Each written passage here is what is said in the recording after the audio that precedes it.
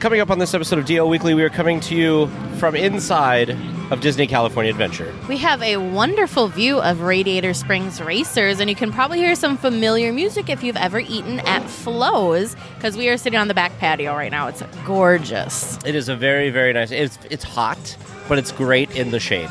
Yes, there is a breeze, thankfully, but some of the queues that don't have shade are a little toasty. Yes. So we're going to talk about our first couple days in the park. So I will start because I got here the day before Teresa got here because we got in a little bit early. James and I, of course, as we've said on the show before, are doing kind of a road trip, and we arrived here early on one of the days. Anyway, so we got checked into our hotel. We stayed at the Howard Johnson Anaheim, which we stayed at them for D23. They're a great hotel. We highly recommend them. Mm-hmm. They're remodeled rooms. Two of their towers, which are the only ones they're actually putting anybody in at the moment, are both fully remodeled, which is super awesome.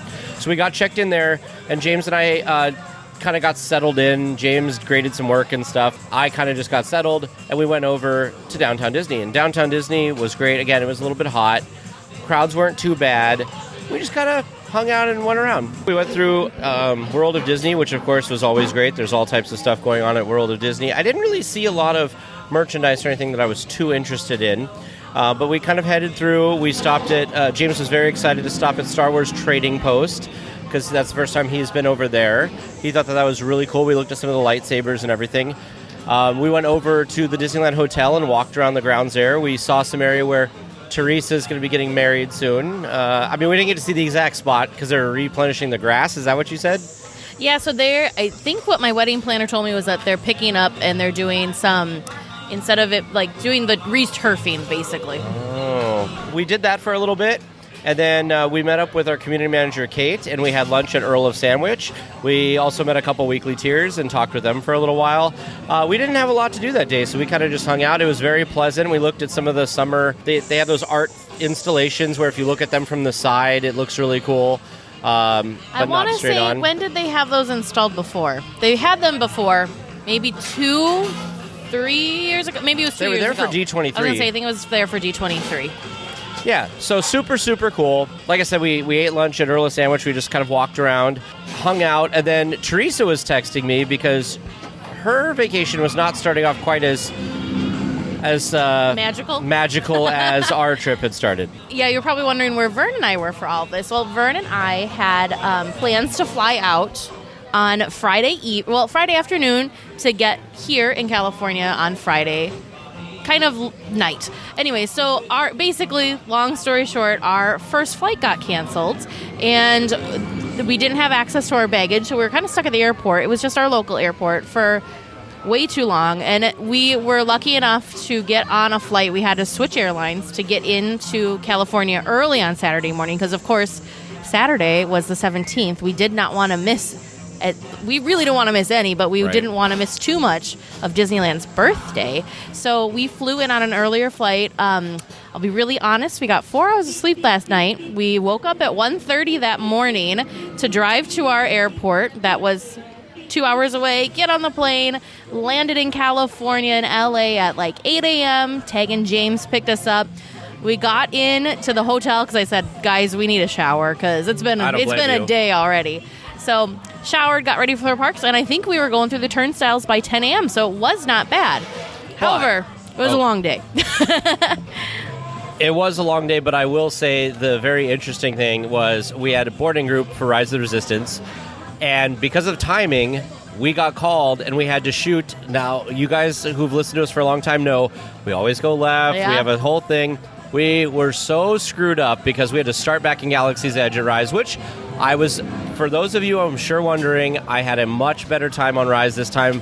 It flowed a lot better. It just seemed just nice. It was great to be on the attraction, but we kind of ended up back in Galaxy's Edge. So we did Rise.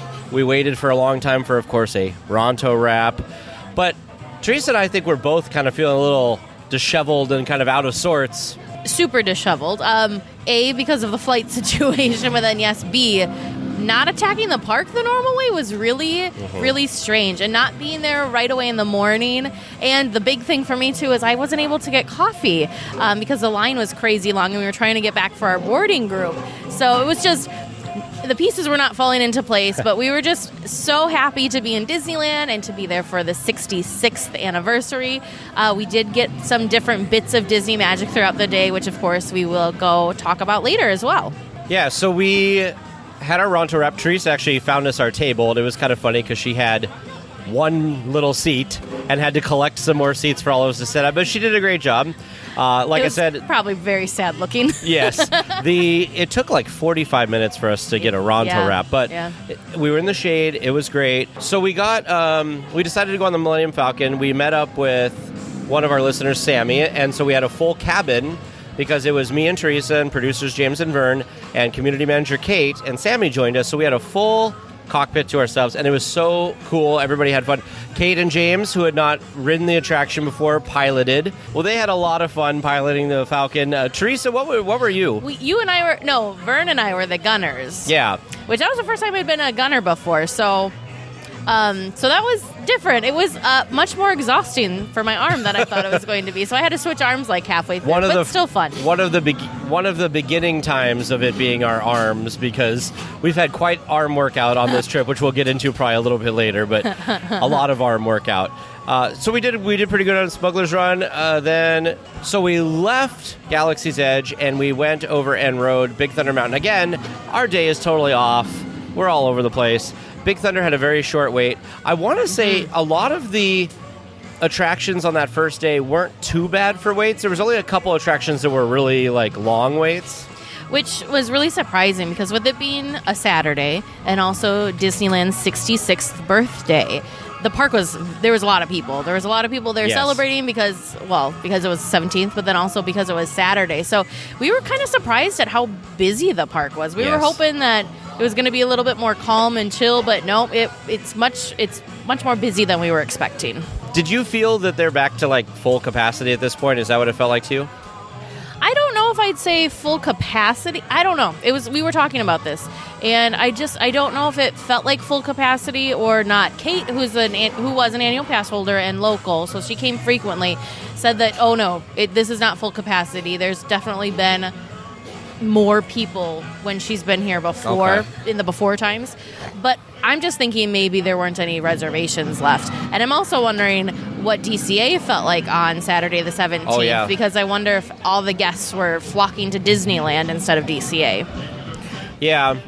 I thought, when we came for D23, I thought it was pretty busy as well. And I don't know why. I think what I'm finding is that it's, to me anyway, my perception of things is kind of tainted by the fact that the sun is just so hot.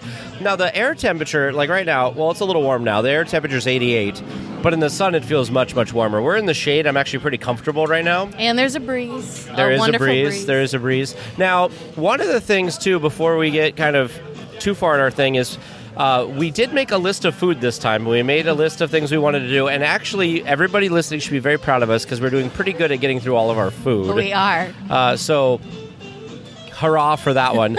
Of course, after Big Thunder Mountain, we went over and we rode Snow White's Enchanted Wish, which I thought was great. I was really, really impressed. The enhancements that they did for that attraction plussed it just so much. It feels very complete, feels very magical. I'm excited because riding some of the other dark rides, I'm like, ooh, I hope they bring a little extra magic to these too, just to bring them a little bit more to life. But it just feels like a very full and complete attraction. The ending scene is beautiful. I don't want to give any spoilers, but beautiful. Just beautiful, very well done. I agree with you that it was very well done. It felt longer than the previous attraction for some reason to me. Maybe it's because there was so much more to look at, and I felt like there was stuff going on. I love the projections they did through some of the parts like that. It felt like a full story. Mm-hmm. So what was the other attraction that we went on that we're like, this doesn't feel like a full story anymore?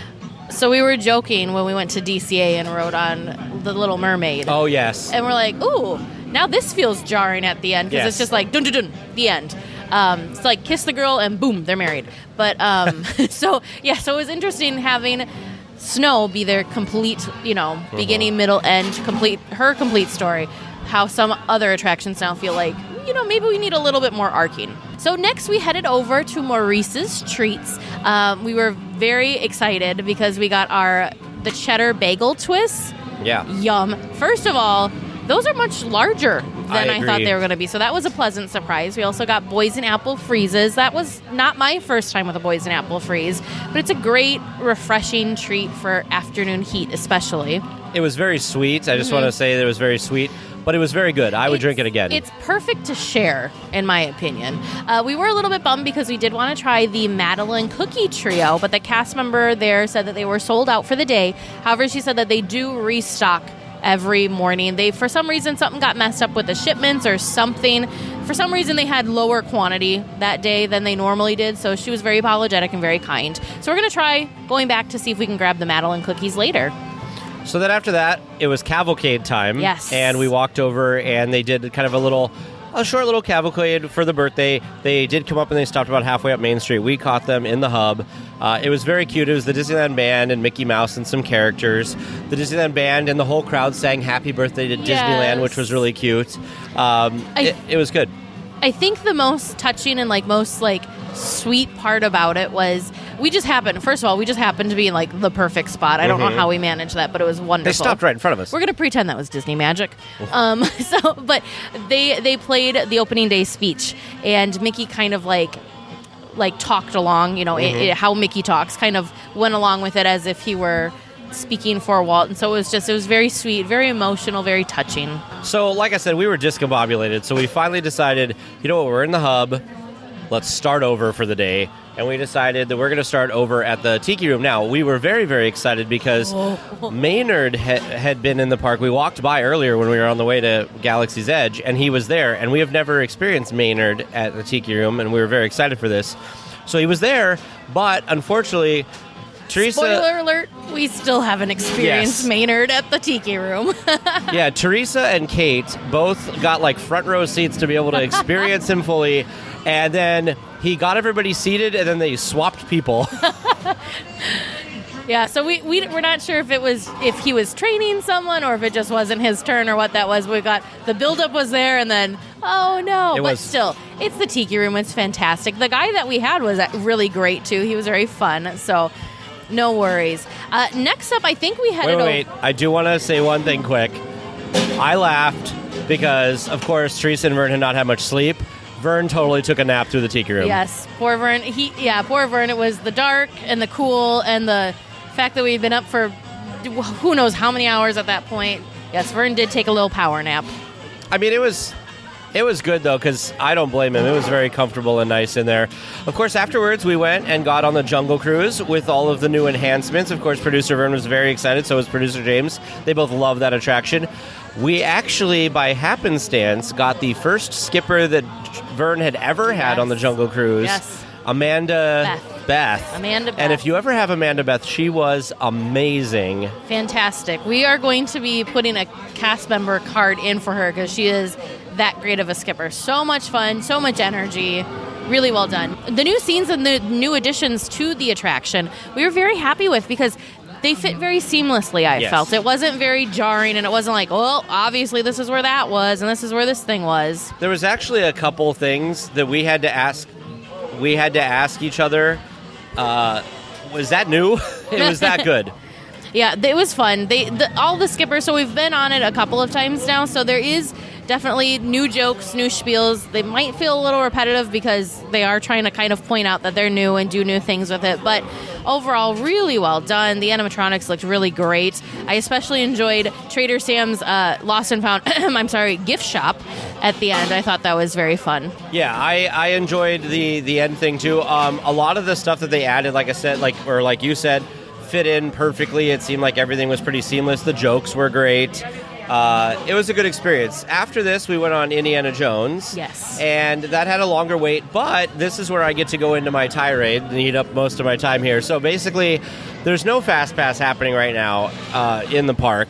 So everything is just standby. And I got to tell you, I actually like the fact that everything is standby because the line keeps moving, at least. And I thought it was nice in Indy to finally be able to, that area that people normally just walk on through and breeze on by quickly was something you could actually kind of pause and wait and get through, and I really, really enjoyed it. There were a couple downsides with Indy. One of them was the projection with Sala doing his little spiel was cut to the bare minimum because they were trying to move people through there. And we love Solo. And I think, Teresa and I think it was a timing issue, but we had a trouble with the boulder at the end. So we're hoping to go back and have a better experience of that later.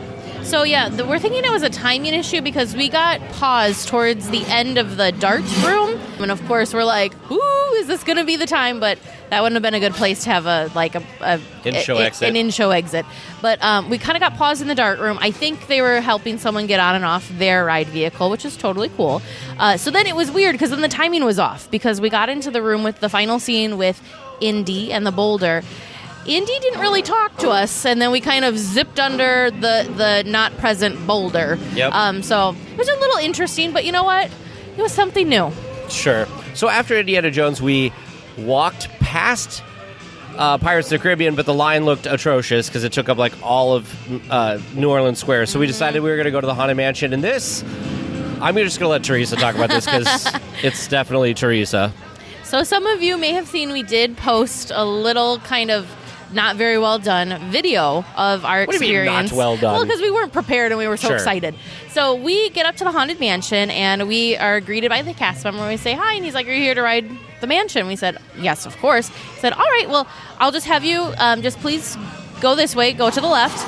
And then I take a couple of steps because, of course, it's the mansion. So I'm running ahead of the group to try and get there as fast as I can. So I'm halfway down the court, the way that he told me to go. And all of a sudden I hear him say, "And make sure you knock on the door." And I stopped because Tage was behind me. I just stopped and I looked at him. I said, Did he just tell us to knock on the door? And Tage's like, I think he did. So both Tage and I are in a frenzy of excitement. And we go rushing through. Tage gets his phone. Luckily, I got my camera out to video this experience. And it was so funny because I was just so excited. And I just rushed down. The door was propped open, so I didn't actually get to knock on the door. But I did say thank you to the cast member that was there with so we were able to go the side entrance. For those of you that don't know, there's when the park first opened, because of social distancing and because they couldn't get too many guests into the stretching rooms, they decided to open what's now called the servants' quarters. It used to be just an area for cast members. It's now been themed, though, but it's themed to, of course, the servants' quarters because you're kind of going in the back entrance. And you have the stretching room portraits in there. You do still have the They don't stretch, but they're there. But they're still there. So you kind of go down. It's just a stairway, and it's kind of a switchback stairway. They do have some fun theming in there, and where it dumps you out is actually right next to, right at the end of the hallway porch, the portrait hallway, right before the bus, before you then get onto your doom buggy. And I rushed through because I was just in a tizzy of excitement. I couldn't contain myself. I was telling Teresa, told me to slow down. Slow down, so did Vern, but she just couldn't. I couldn't contain it. Yeah, so if you guys have a chance, go look at our Instagram. We have the video on there, and it was great. I'm so glad that Teresa got to experience that. I'm glad I got to experience it. Now, we did try since then a couple times, and it has not been open, so. I don't think we've actually, we just have noticed that it's been blocked off, so I've decided that was my Disneyland birthday magic because it was totally unexpected. It wasn't something we had even requested or asked for, tried to see if a little extra magic could be made. It just happened. And the fact that, so the ride was at a 40-minute wait, I think, when we were approaching it. And so we got right on. We got right on. There was nobody in the portrait hallway. There was maybe 2 groups ahead of us to get onto the doom buggy. So we were in a nice, wide, empty space. Oh, it was beautiful. It was great. So the mansion itself looks great, sounds great. Everything was awesome. They cleaned those scrims in the cemetery scene, so you could see so much. It seemed like the lights and stuff were brighter. It was just great. I about just lost it because when we came around out of the attic, said hi to, of course, Hattie, the Hatbox Ghost. Right after Hattie, you can kind of see into the graveyard. Well, now you can actually see into the graveyard. I made some sort of noise, gasp, yell, I don't know. I made some sort of noise when I noticed this because I was just, again, so excited. This was a very exciting quad-ship trip. It was a very exciting trip. And then once we got down into the graveyard, again, super magical because they have brought our ghosts to life a little bit more. You can actually see a lot more spirits than you could before. So it was really fun. It was almost like you were experiencing it for the first time because there was just so many new details that I had never seen before. I loved it. There's a dog in the background of the scene that I have never seen before, but I saw on this one. The one that I noticed was actually one of the first spirits as you enter, and he's playing like the drums, but he's using 2 like femur bones to play the drums. Never had I seen him before. I still don't think I've seen him. Well, I guess we're just gonna have to ride again. Apparently. So that was great. Of course, we decide at that point? Did we do Winnie the Pooh? Or did we go do... yeah, we went to Winnie the Pooh. Okay. And then we went back to Pirates because we were going to do Splash. So at this point, we left and we decided that we were going to look at the Splash Mountain line, but the Splash Mountain line looked crazy. It was a very warm day. So we decided to go over to Winnie the Pooh because James was excited for Winnie the Pooh. We rode Winnie the Pooh. Not a long wait. Got through, went into the candy store there on Pooh's Corner. That was great. We were all dorks and, of course, had to turn and point and say hi to Max, Buff, and... I can't remember. Is Melvin? Biff? Melvin. So we had to say hi, of course, to Max, Buff, and Melvin, and we all got really excited. We're like pointing and turning around. It's kind of a good thing the honey things, what are those things called? Your beehives are spread out far enough so people weren't like, what are they doing? But yeah, what is their craziness? So we left there, and finally we decided that we were going to go back and do Pirates. So we went back there. The line still seemed somewhat long, but we got in. I tell you, whatever they do to make that area smell like that, they had it dialed up to like 12 because we could smell it before we were even in the close part of the queue. They were enticing us. Yeah. Got in, of course, their air conditioning was amazing. Went through the attraction, saw that it looks like they had added some tables to Blue Bayou, but it was still less than it has been. We've heard that they have permanently removed some tables in there, which might be good, because when we were there, it did seem like it was really cramped when we were here for D23. Yeah, we were talking about that because, for the experience that you want to have at Blue Bayou, it can be a little crowded because you've got a lot of tables there, so it's just not quite as nice and magical when you're kind of bumping into the table next to you. So I think it's great, and I think it's good that they've removed some tables. Now, don't remove it so that nobody can ever get a reservation and get there, but there's got to be a happy medium, a nice balance. So then we went back and we ate at the French Market. I got the clam chowder, not bread bowl, but clam chowder soup with like a little bread thing on the side. We got the wedding cake. So good. What did you get? So I got since it was so hot out, I wanted something more refreshing. So I ended up getting the Caesar salad, which has it's kind of like a spicy chicken. Very, very good. And yes, we also got the wedding cake. The wedding cake, yum. Yum. I don't remember off the top of my head what the flavors are, but it was like a sour cherry filling, vanilla cake, and vanilla buttercream, I want to say. Sweet. No, it wasn't. And the cake slices here are always so flavorful. They're always moist. They're, in my opinion, a great size to share because I always want one, but after eating a full dinner, it is a nice portion of cake. So Vern and I shared a piece. Tage and Kate shared a piece. Yum. Kate and Vern both had the po' boy that was there, and they said it was pretty good. I'm a terrible person, and I can't remember if James had the gumbo or the jambalaya, but whichever it was very good. He liked it. They do have very large pieces of the peppers and the onions in there, so he kind of pulled some of those off to the side just because they were so large. But overall, very good. We were able to find a seat, not too bad. The mobile order was fairly quick once we checked in. We've been doing a lot of mobile ordering. After that, our Oga's reservation was up, and we got to go experience Oga's, which James also really enjoyed. So yeah, we headed back to Batu to go say hi to our friend Oga. It was fun. It was fun. It was our third time, I think, going to Oga's. Yep. Oga's is fun.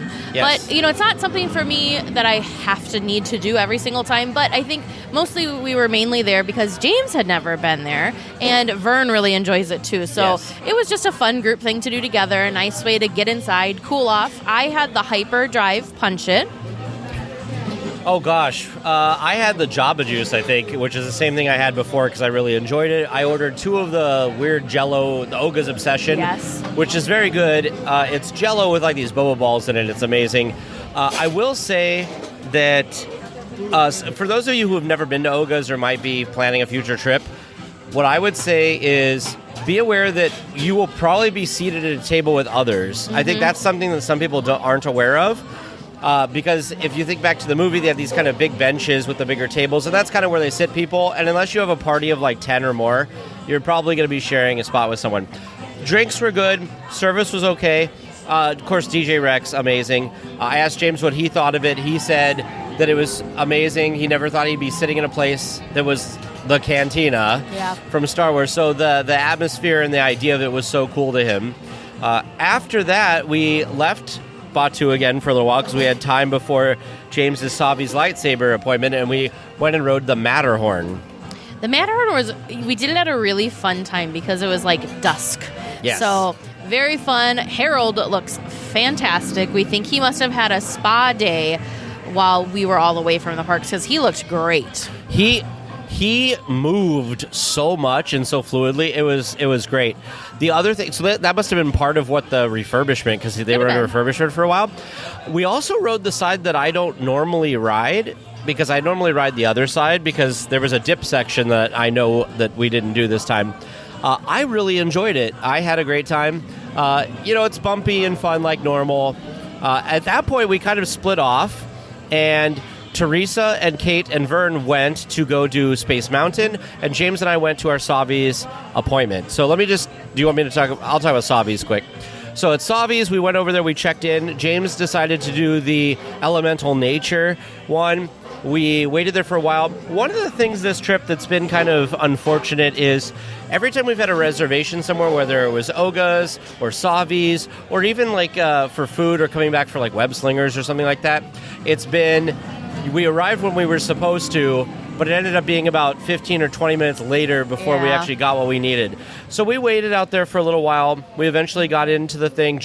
I asked James afterwards, I said, what did you think? Because we've been talking about him building a lightsaber for like 2 years now.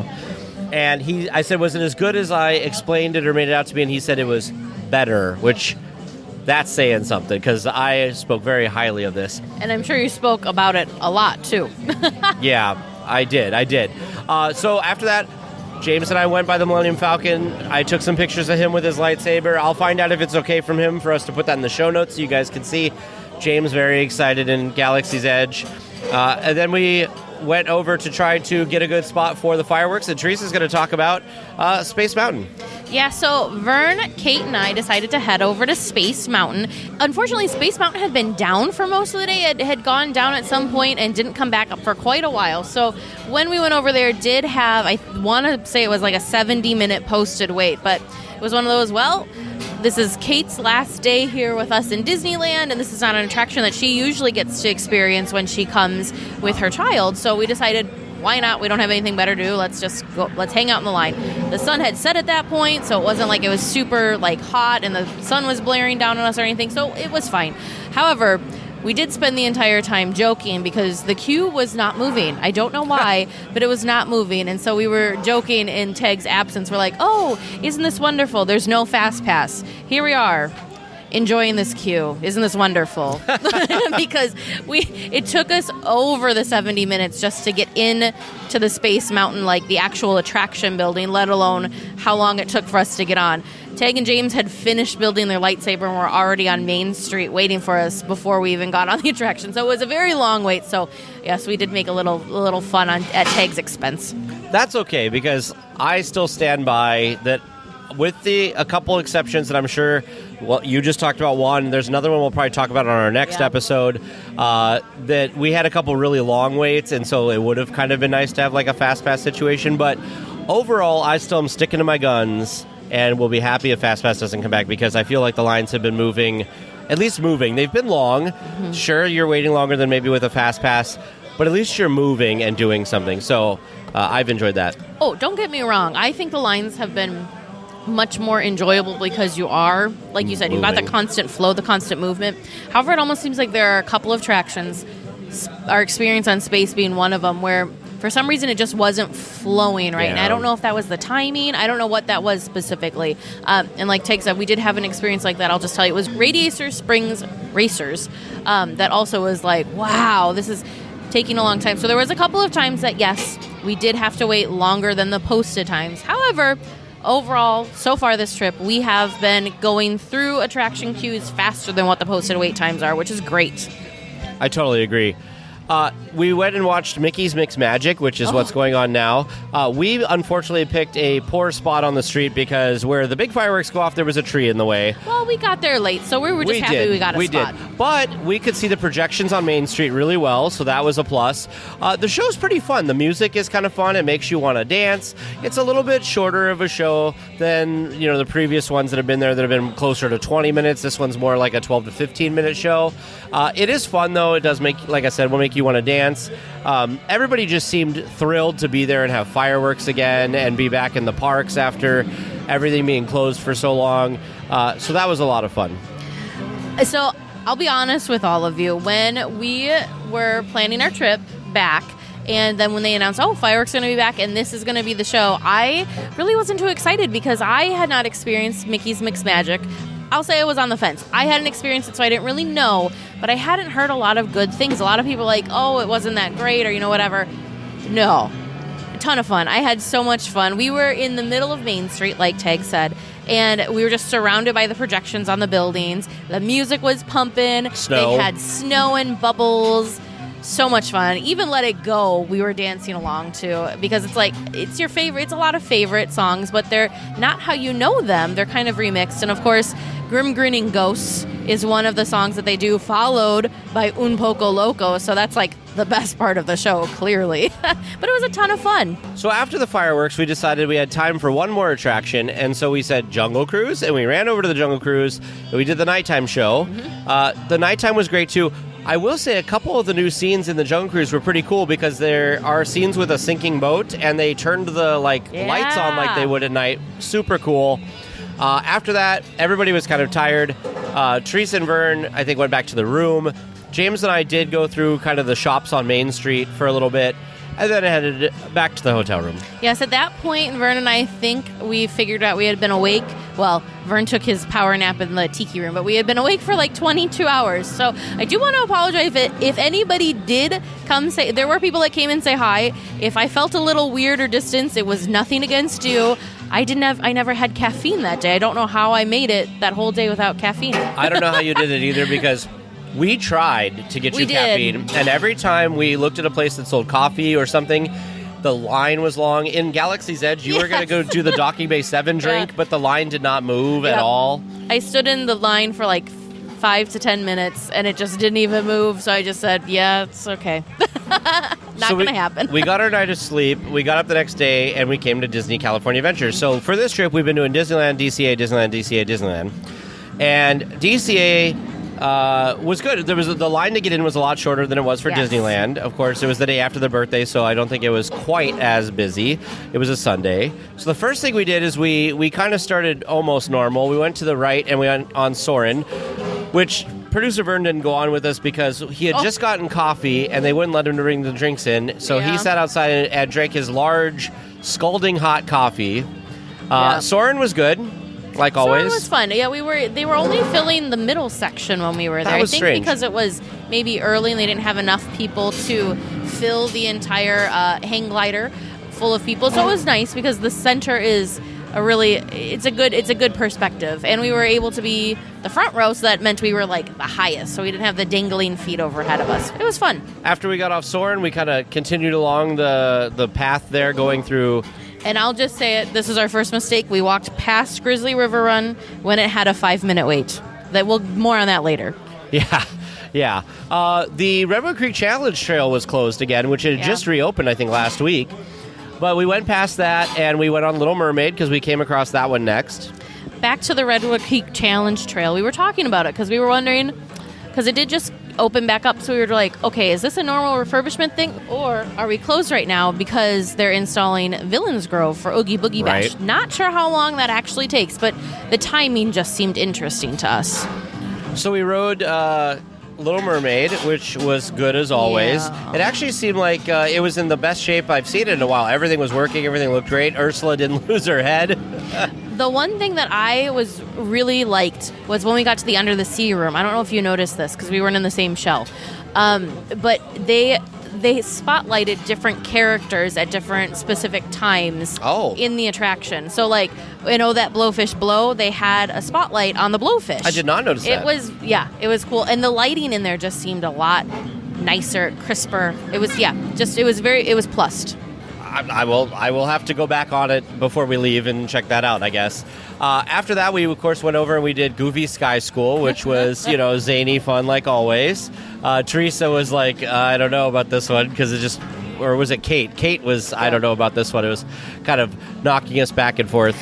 Me a little bit too, because of all the attractions, something about those ride vehicles, I will sometimes get like bruises because you like fling over to the side, so like the bar is kind of on the side of one of your legs. So yeah, but I didn't get bruised. I was very proud of myself.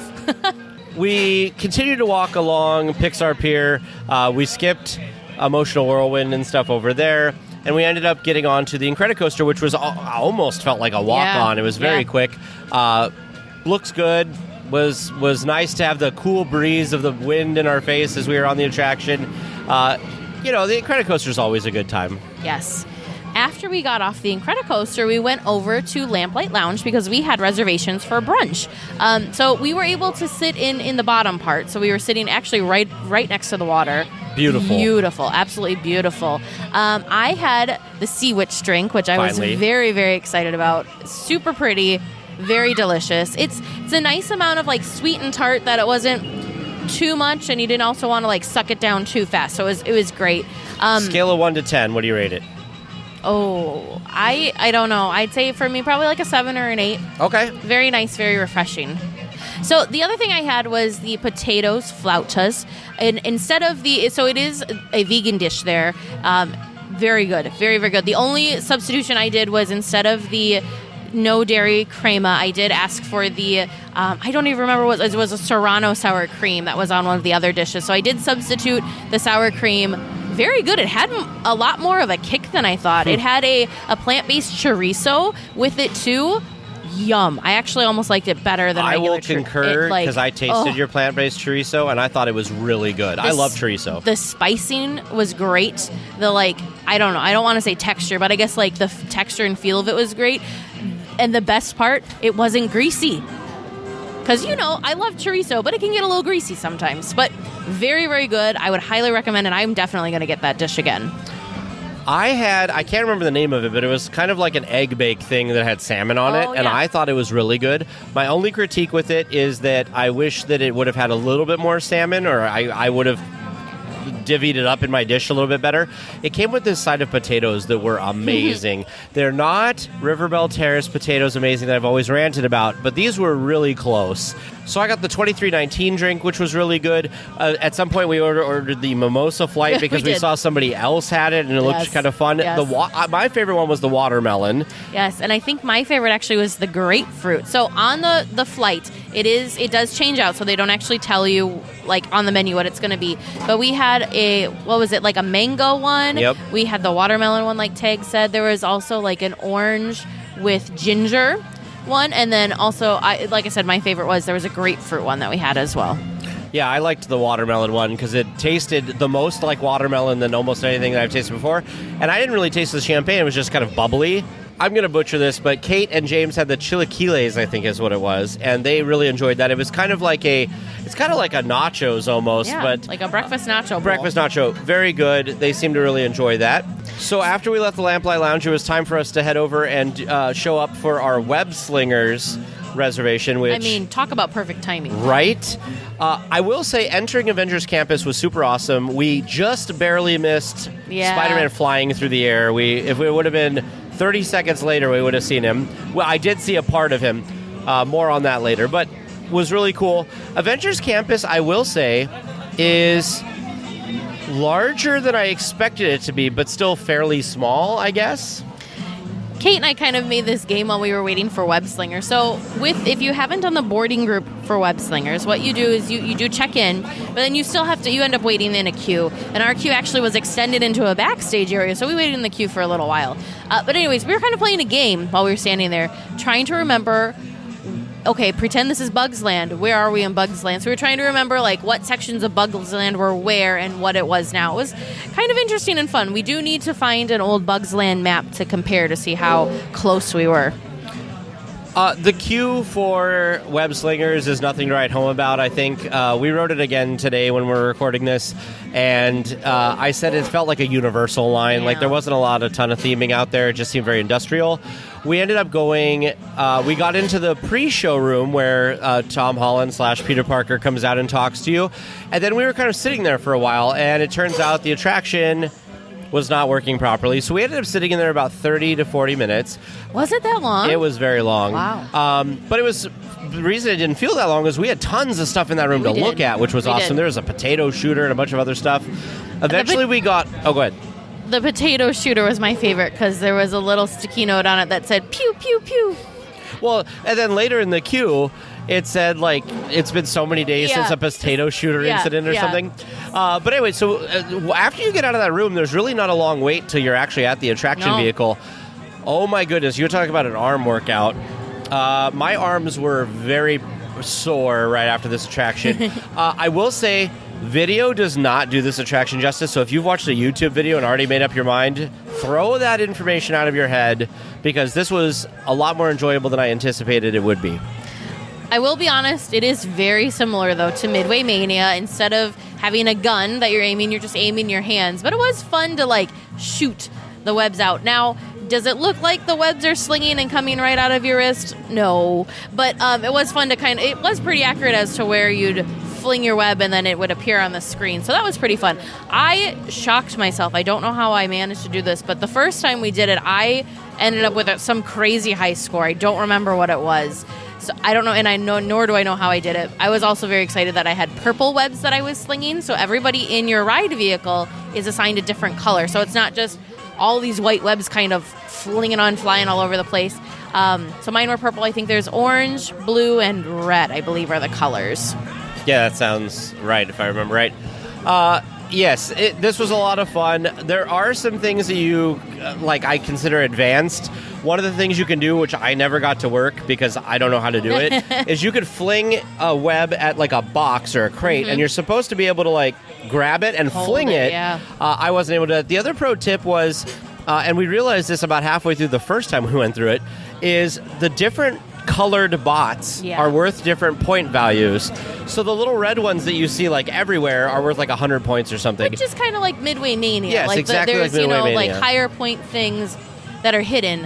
However, Midway Mania it flat out tells you this dish or this duck or whatever is worth more points than this whatever it is, balloon, whatever. So that was a little, we didn't notice that until the end. The other thing that I want to kind of warn everyone about, unlike Midway Mania, the first scene that you go into that you're able to start flinging your webs is not like a practice scene. No, you're live. You're helping Spider-Man right away. So you just kind of just fling away, just go. You're fine. But so I was a little, because I thought it was a practice scene, and then suddenly oh no, we're going. Points. So you don't get that test. Overall, I would give Web Slingers a 7 or an 8 out of 10, I would say. Oh, that's pretty high. I was going to go 6 or 7. Yeah, so maybe a 7. We'll combine our scores. Maybe a 6 or a 7 is pretty good. Afterwards, we went over to Pim Test Kitchen. Oh, yes. And I was able to get the panini that I've been talking about at length.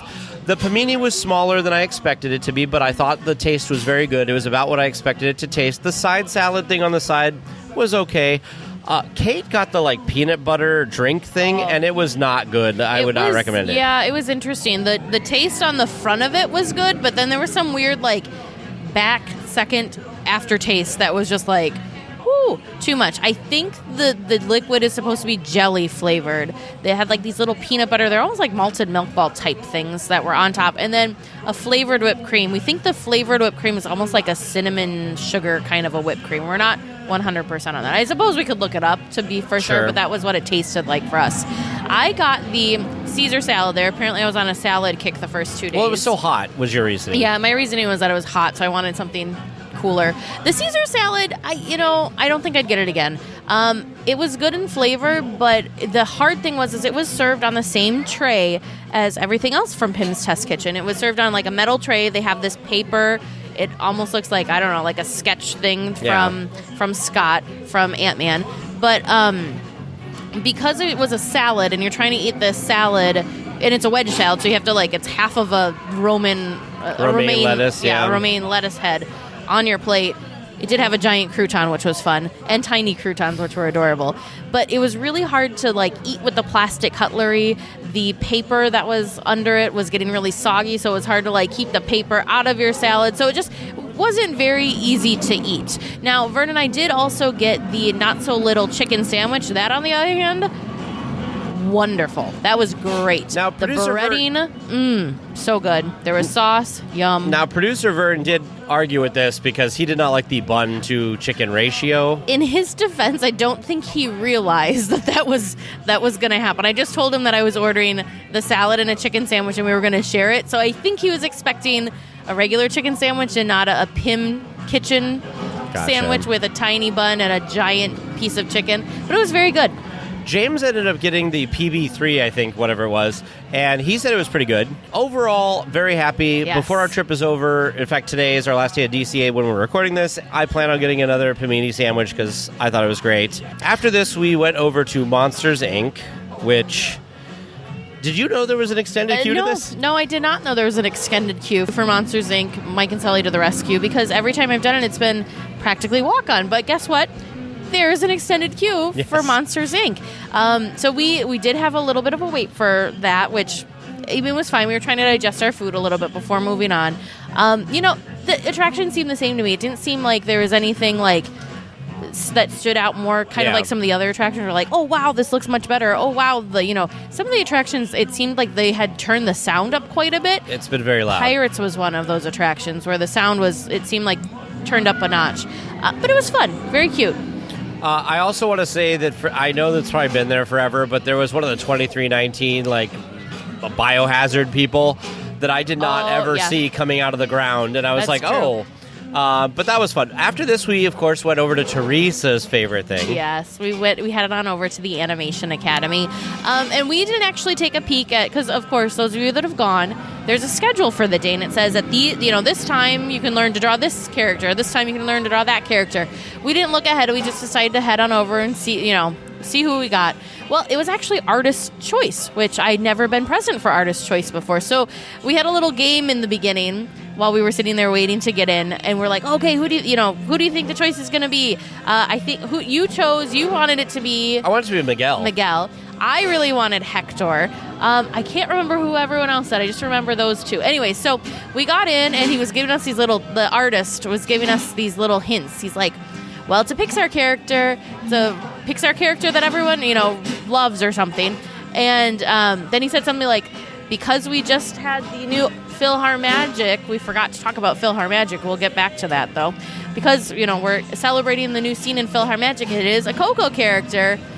And it was Hector. We got to learn Teresa how was so to happy. I was over the moon happy.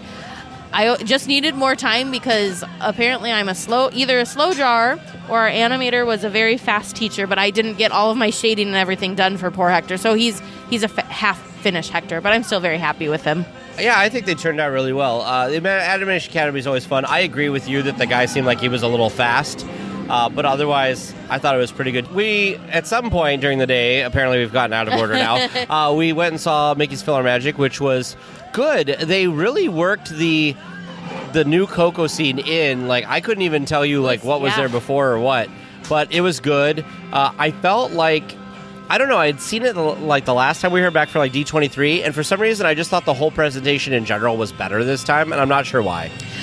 So this time, I feel, to me, how do I want to say this? To me, the Coco scene seemed to tie it together a little bit better than before. It was fun to see all the different scenes and the different bits, but for some reason that just kind of filled it out a little bit more, and I think that's why it just felt richer. Sure. I would recommend going on this attraction for sure. So after that, we went over to Guardians of the Galaxy Mission Breakout, and we got on that. We forgot another attraction there, but let's go through this since we're right there. We're at the parks, guys. I mean, all of it's blurring together. You know how it is Disney days. We're like Disney drunk. But anyway, so we went on Guardians of the Galaxy Mission Breakout.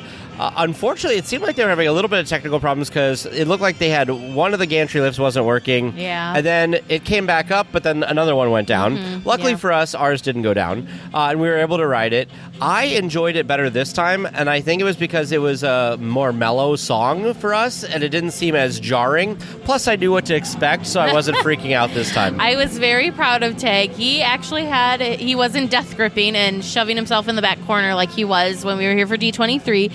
He had his hands up, doing a little bit of dancing. There was one time he had both hands up. Yes, I had both hands up, and as the car started to fall, I could not find my handle, and I yelled to Teresa, "I've lost my handle!" But I found it. It was so funny. It was so fun. So that was... that was our second to last attraction for the night, because I believe after Guardians, we ran back to catch the Incredicoaster to have that as our final attraction for the night. So we did get to experience the Incredicoaster at night. You know, to me, honestly, it's fun during the day, right? But at night is when it really comes to life for me, because you can really see what's happening and really get to enjoy and experience the different tunnels. Yeah, this attraction, if you ride it during the day, definitely go back and ride it at night because, like Teresa said, the tunnels, in fact, the one that there's like fire in the tunnel, I could not see that at all during the day. And then for the launch, Dash runs next to you and like water spets up, so it's like he's running next to you. During the day, unless you're like looking for it and you're on that side, you can't see it. But at night, it's lit up red, which was super cool. And just in general, like stuff's so cool at night. You know me, I love Disneyland stuff at night.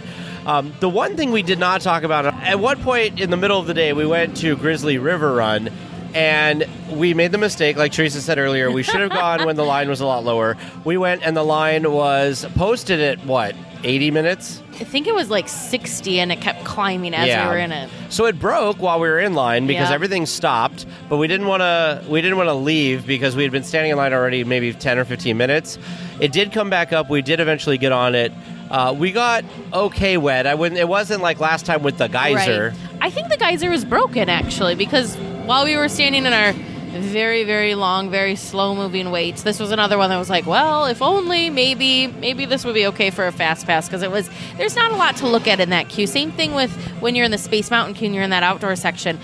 Queues they seem to take, it seems like an eternity when you're not moving and when there's nothing to look at. And so, unfortunately, both of those attractions have that kind of going against them, especially because both of them were utilizing their extended queues. But yeah, I don't think the geyser was working. However, we did have a fun group with us that was having just as much fun as we were, and we were all laughing, and it was just a ton of fun. Yeah, it was a ton of fun. Of course, producer Vernon took a bunch of pictures and stuff, and the group we were with was totally cool getting in the pictures with us and everything. It was definitely something needed because, like we said, it was very warm.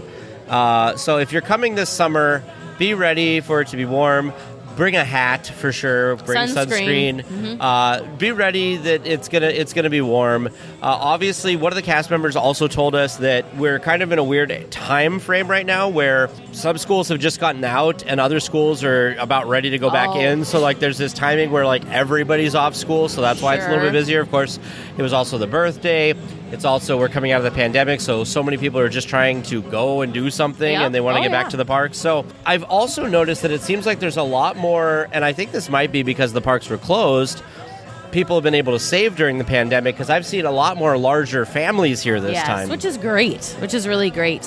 One thing that I want to mention, too, that we started on day 2, I think I was sleep-deprived day 1, so I kind of forgot about it. So unfortunately didn't start till day 2 in DCA.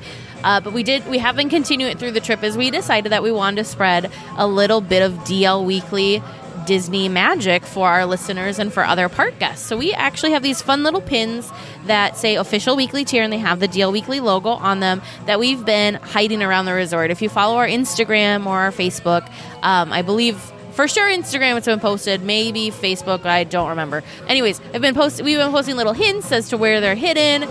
We did have a couple of listeners find them, which was very exciting. It wasn't, it's great that maybe some park guest finds them, but it's even more fun when it's a listener that found it too. So if you're in the parks, make sure you're following our Instagram. We will be hiding more things the rest of today, which now is Tuesday for us. And, this won't go live till tomorrow. Oh, that's right. So we've hidden some stuff. So keep a lookout. Look at the hints. Tons of fun.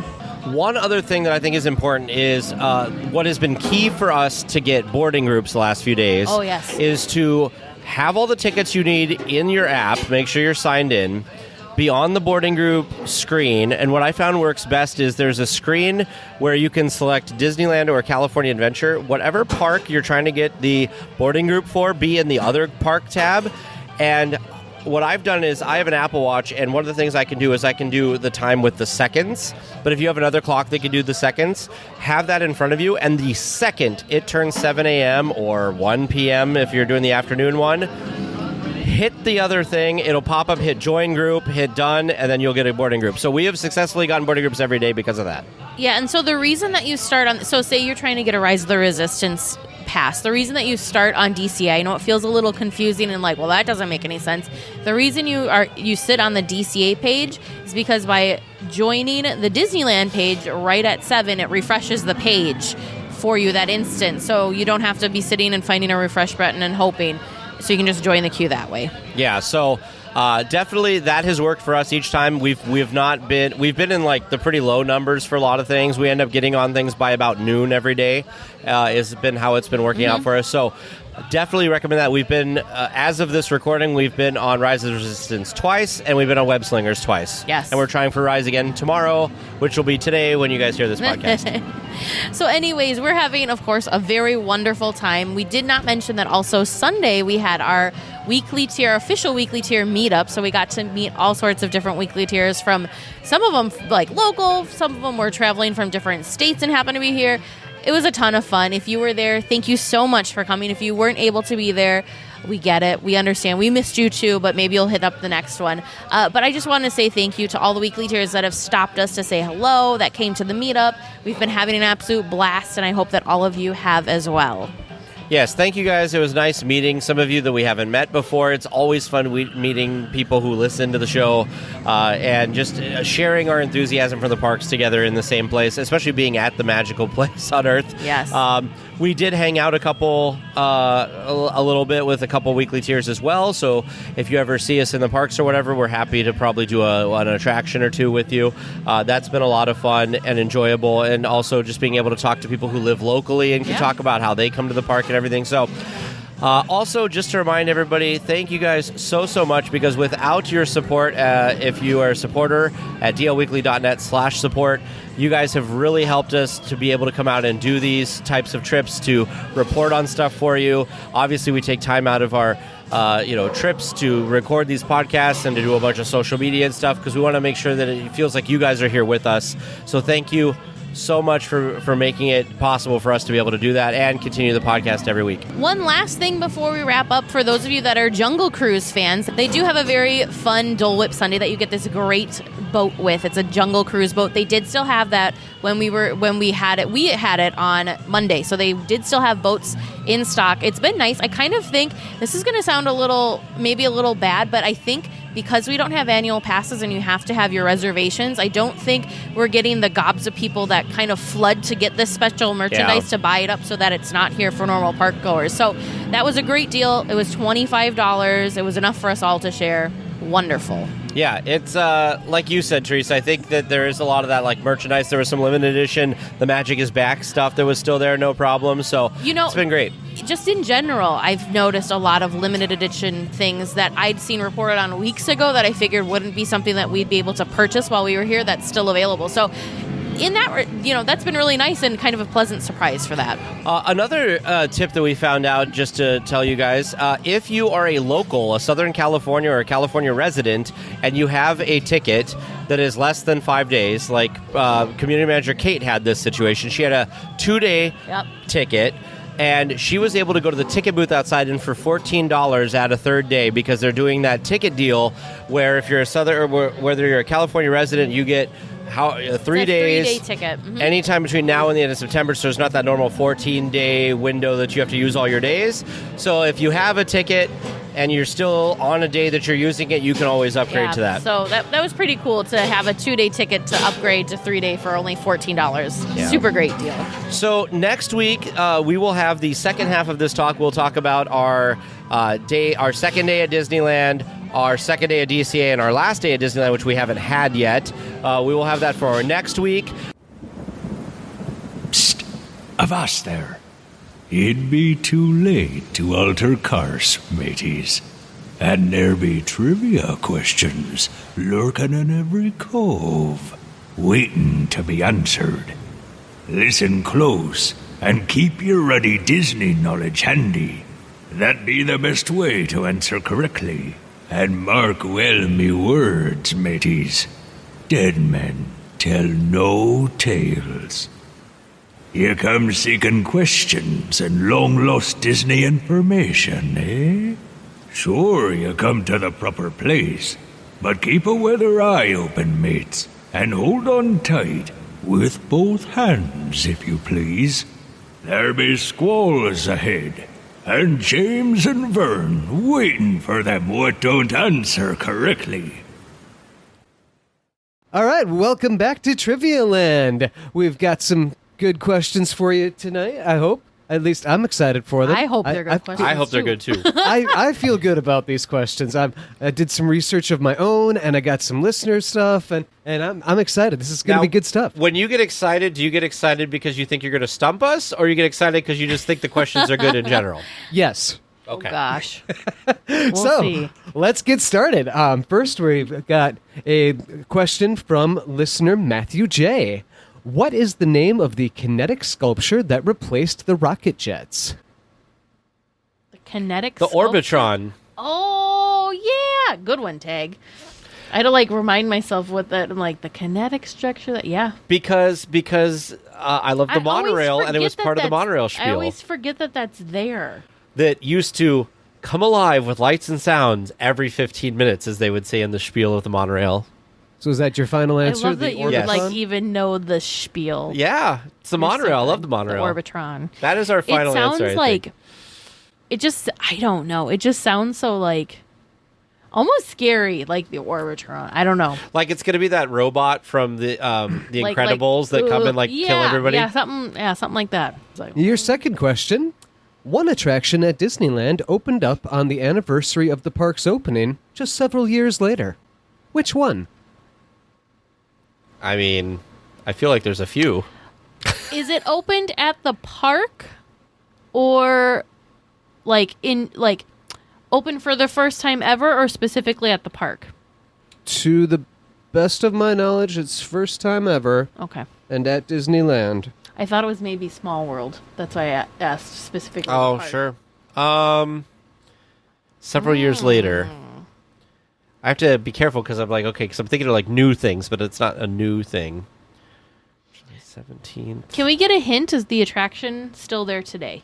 The space still exists and is still used in the same manner. Well, Must be a theater. was it the subs? No. And to my knowledge, it has not yet been rethemed. Okay.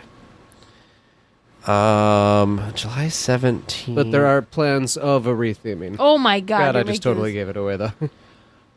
Well, it's probably something in Tomorrowland. Maybe. Or maybe I didn't just give it away. Did Splash Mountain open on July? No. No. What were all of your clues that you didn't mean to give us? What's that? I said, what were all the clues that you? No, I'm not accident- re-giving the clues. Once you've been given the clues, you can't be re-given the clues. That's just silliness. Something in Toontown, maybe. I'm and Disneyland, right? It's in Disneyland. In Disneyland. I'm embarrassed that we don't know this. I have no idea. My first thought was Small World for who knows what reason. I thought Small World opened at the park on the park's anniversary. But he said that it was the first time it opened, period. So that takes me away from Small World. But that was the only thought I had was Small World. I'm going to kick myself, but I'm just going to throw out like something ridiculous that I'm sure isn't right. But I'm going to say Sailing Ship Columbia. Why not? Why not? Because the Mark Twain was their opening day. I like how you were going to write down answers and you have not written anything down. Orbitron. Okay, so is that your final answers? Yeah, they're really bad. What but did yeah. you say? The Sailing Small Ship World? Columbia and Small World? Okay. Okay. I don't think they're right, but they're answers.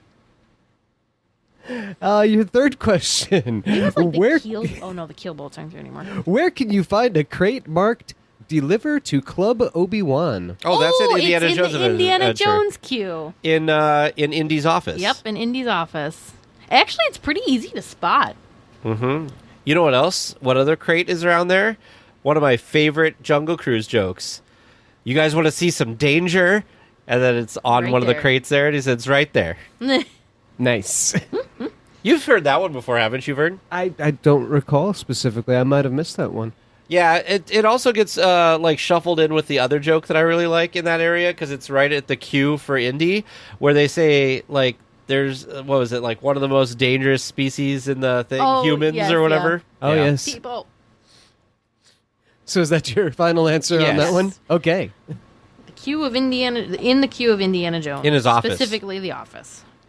Your fourth and final regular question before the bonus from listener Jill M.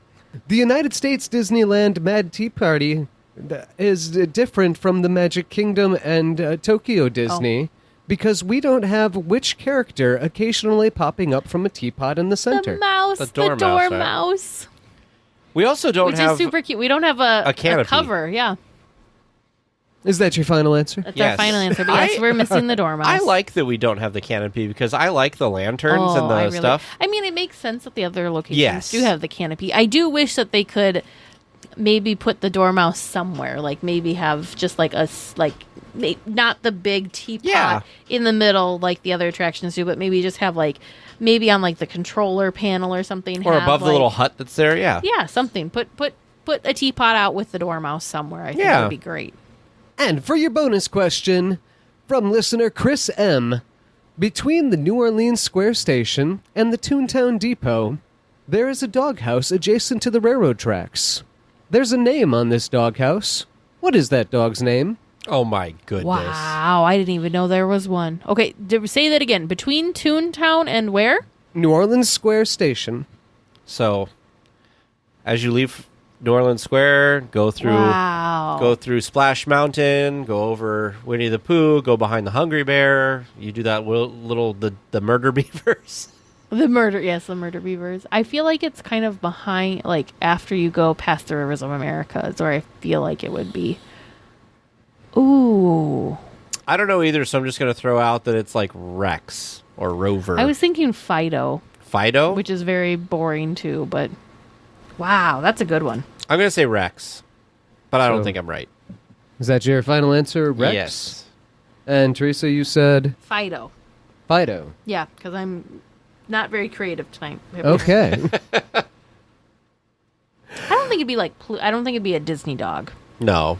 Like I don't think it'd be Pluto or anything. No. All right. Well, listeners, how do you think they did? How did you do listening at home? Keep listening to find out. And now it's time to return to producer Vern to get the answers to this week's trivia. So, how Our tails terrible are did we do? between our legs because this is bad. You know, you started so strong. You came out of the gates just roaring, and you were doing great. Well, okay, you kind of started strong. Well, you hit Then it we really went- good in the middle, and then you flopped it. I don't know. Anyway, let's see how you did. We How's that think we could as we went up, and then we were doing really well on the way down, and then we derailed. Yes, kind of. Yeah. So, your first question, submitted by listener Matthew J. What is the name of the kinetic sculpture that replaced the rocket jets? You both answered the Orbitron. What we were looking for was Observatron. Oh! So close. Very close. I think the Orbitron sounds better. Your Well, you know second- why they created that, right? That's literally using the mechanism that was Yeah. the rocket jets Yeah. from before. Yeah. They're like, They just we'll kind just of, put like- some stuff on it. Yep, they kind of just repurposed. The second regular round question. One attraction at Disneyland opened on the anniversary of the park's opening just several years later. Which one was that? You both hesitantly agreed on the sailing ship Columbia. The answer that I was looking for, opening in 1989, Splash Mountain. Oh!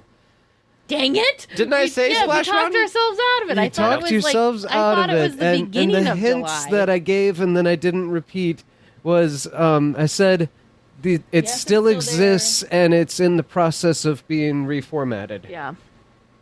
Or it will be reformatted. We can I started edit all talking that out far of the too much about podcast it. because we kind of you were mumbling. We couldn't really hear you. So Oh, like his hints? Yeah. Maybe.